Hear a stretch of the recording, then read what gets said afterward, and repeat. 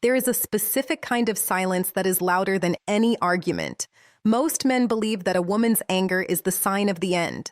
They think the shouting, the tears, or the heated debates are the greatest hurdles. They are mistaken. The greatest tragedy isn't found in her fire, it's found in her frost. It's the moment she looks at you and feels absolutely nothing. But there is a philosophy, a way of carrying yourself, that changes the entire chemistry of that moment.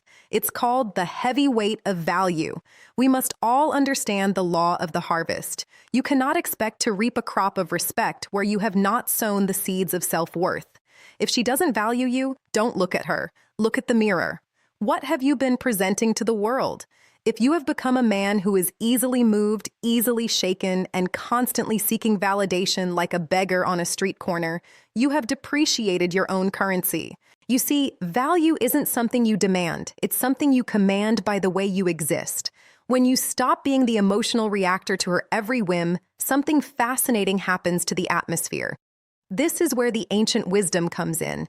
Stoicism isn't about being a cold stone, it's about being a solid mountain. What hurts a woman the most when she has lost her sense of your value is not your anger. Anger is just another form of being controlled by her.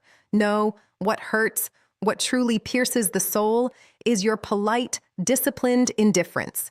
When she expects you to chase and you remain still. When she expects you to break and you remain whole. When she expects your happiness to depend on her approval, and she finds that you have a private reservoir of purpose that she didn't give you and she cannot take away. That realization is a sudden, sharp chill. It's the moment she realizes she didn't just lose a fan, she lost a man of substance. You must become a student of your own emotions. You have to say, I will not let my internal weather be dictated by someone else's clouds. If she doesn't value you, that is her assessment of the market. Your job is not to argue with the market. Your job is to improve the product. When you stop explaining yourself, stop pleading for attention, and start building a life that is exciting whether she is in it or not, the power dynamic shifts.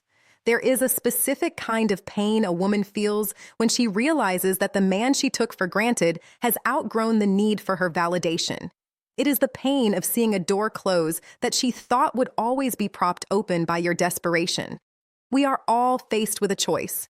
We can be a willow tree, bending and breaking with every gust of emotional wind, or we can be the oak.